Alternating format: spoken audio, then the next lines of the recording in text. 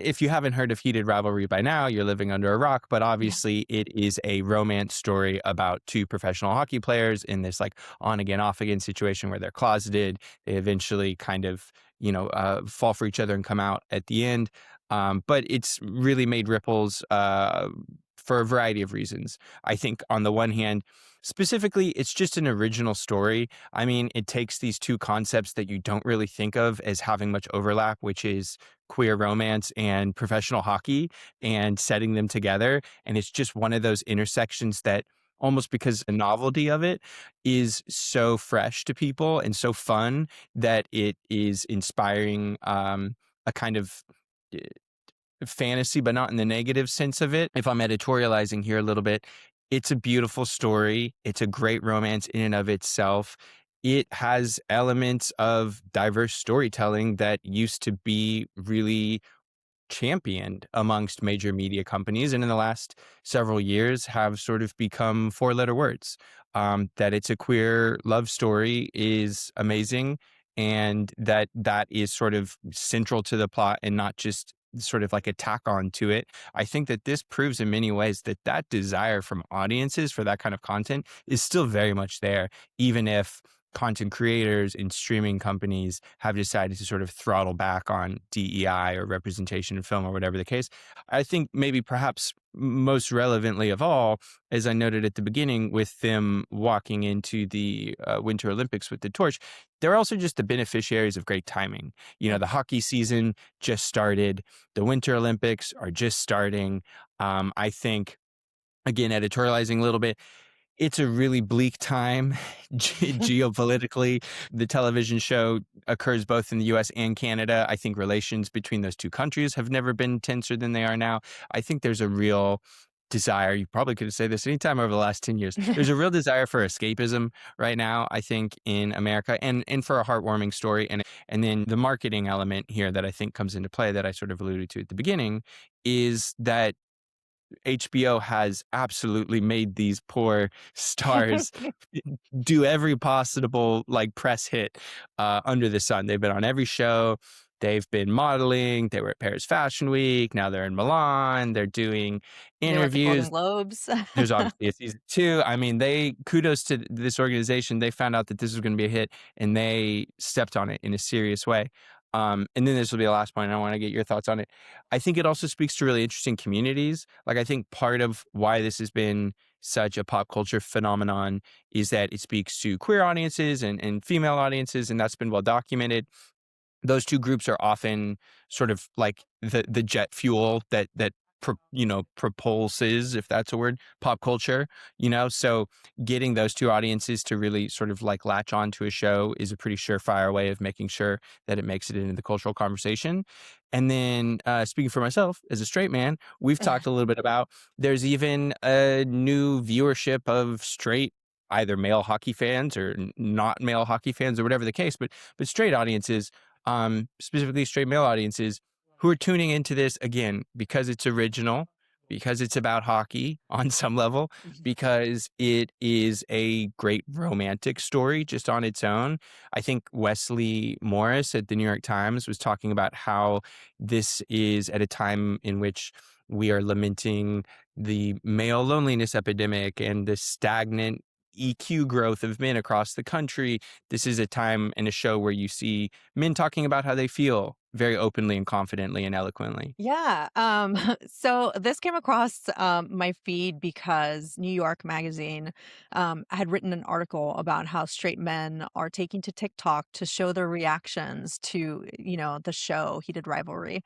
And I thought it was, like, funny on the one hand because you're right, usually this is, like, female-driven and queer audiences that, drive this type of popularity, but the fact that it had made it into, like, the straight male audience, and they're then putting their reactions, to the show on TikTok as, like, a trend, means that it had reached escape velocity. It was interesting that, like, straight men, felt that they could watch Heated Rivalry over regular romance, right? And I was like, is it just the sports element to it, right? Hockey's like one of like the manliest sports out there, right? And then here's this like, queer romance that's like happening as part of it, but it's not the only thing that's like happening. So I thought that was one of the biggest reasons why it, like, kind of hit, this, this much popularity. And then, you mentioned the timing. You're like, "Oh, it's lucky that it launched at this time." And I'm like, "No, I think they launched because, hockey is, like, Mm. happening right now, because the Winter Olympics are happening." Another thing too that has been happening in romance is, like, hockey romances are super popular with, like, female romance novels right now. It's, like, one of the biggest growing, like, romance tropes. So it's funny that it's, like, now one of the most famous ones is a queer love story that's happening. And then the PR blitz from, like, 0 to, like, 100. I saw a tweet on, last week saying, like, do they know that, like, the actors are not actual hockey players because they're the ones, like, taking the torch in Milan? And I was like, let people have good stuff. Yeah, when I would say, like, kudos even to the NHL and the Olympics Mhm. for leaning into it. I think the Yeah. NHL commissioner said, "I binged it all in one night," or whatever, and I can't be alone in this. I've had just anecdotally, so it's so funny, sorry. So many women I know going to their first hockey games ever. Like, you know what I mean? Yeah. Like, in the last few Mhm, weeks. So I mean, kudos to the NHL. They're trying to ride this and say, yeah, mhm, all of these leagues have their baked in audience, and they're always mhm. trying to get younger or get More international female. or get more female if they can, you know what I mean? Yeah. So, hopefully, I think that the hockey leagues and the Winter Olympics more broadly are looking at this as a massive tailwind, for the Mhm. sport. So that's a Yeah. nice Yeah, that's aligned incentive. another really good point was that, yeah, you are seeing, the sport itself welcome women. We also, called this out when, the whole Taylor Swift and Travis Kelce relationship started, that the NFL was very open to having more women come to the games and, like, really participate. We saw that also with, like, F1, where it's like you had Aston Martin that created, like, the Aston Martin green nail polish for, like, women. Ferrari created, like, streetwear collections for both men and women. So it's, like, really showing that, like, they want to be more open and they want to have that diverse, audience of, like, women actually attending. And kind of just based on this, it's like women are the ones that are, like, moving culture. They're the ones that are making these men popular, spending the money to go to, like, hockey and, like, all that. So it's like, yay for, like, paying attention to, like, female audiences and, like, what they want, because, like, this is kind of creating, more of the content that is getting popularized for everybody. I'll be interested to see what happens going forward in terms of content that gets created, because so often a lot of, like, the content that is more, like, female, like, heavy kind of just gets relegated to streaming, right? Like, when's the last time that, like, a big budget, like, probably the Sydney Sweeney, Glenn Powell movie that came out, like, so hopefully that starts changing now that, straight men are watching, a romance, show on HBO. Yeah. No, it's exciting. So takeaways, and obviously, I think this is proof in the pudding about there's still appetite for diverse storytelling. I think you're absolutely right. I'm like, what good timing? The timing was intentional. that that was definitely good strategy on their part. But and then finally, sort of leaning into a hit.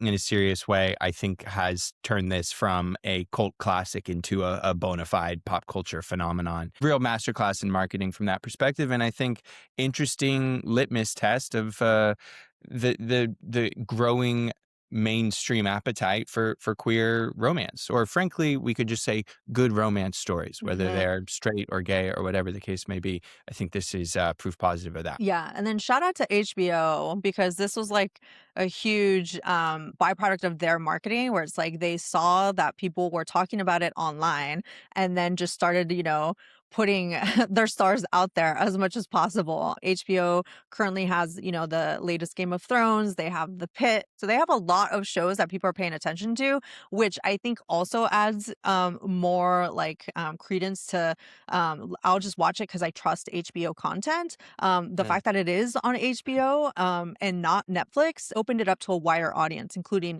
straight men that, like, would trust HBO content a little bit more than maybe Netflix. It's like the recommended watch after The Sopranos. It goes Yeah, straight to exactly.